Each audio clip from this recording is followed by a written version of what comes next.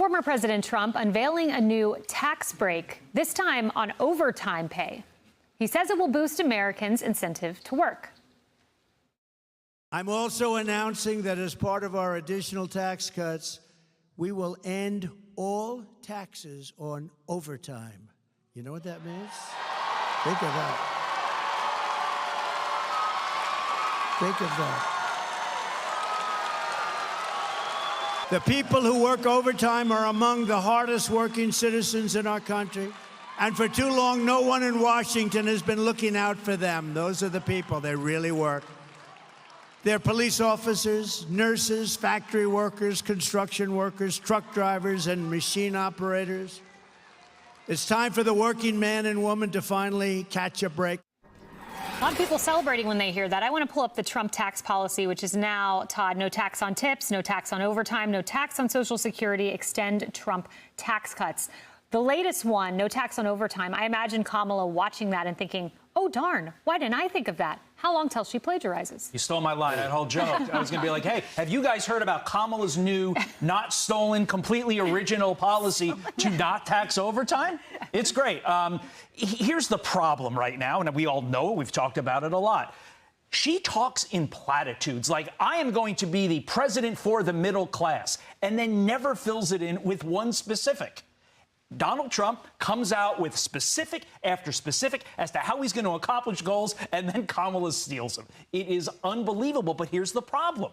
To the earlier point that we made in the A block here, if the mainstream media doesn't cover Trump and only fact checks Trump, this is going to get into the ether. So that's why it's incumbent on Donald Trump to drive home the message. Kamala Harris is responsible for inflation. Kamala Harris is responsible for the border. I've got plans. Put me in office. And you will pay more in Kamala Harris's America. Yes. She talks all about the corporate tax rate and capital gains. But here's Heartland Institute data, Ainsley. If she wants to undo the Trump tax cuts, and this is all based on IRS data, that means those making between $15,000 and $50,000, you'll see your taxes go up between 16 to 26%. If you make between 50 to 100,000, it's going to go up 15 to 17%.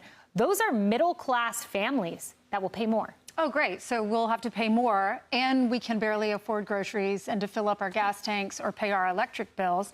How can anyone afford this? We're seeing mortgages go up with the high interest rates. We're seeing rents go up. My sister's a school teacher. Her rent went up $300 a month. She can barely afford that.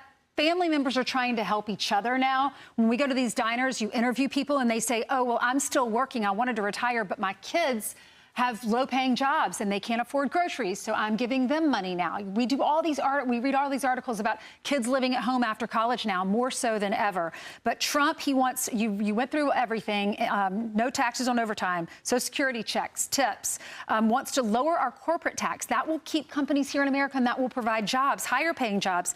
It's now 21%. He wants to lower it to 15%. Kamala wants to increase it to 28%. Everything under her costs more.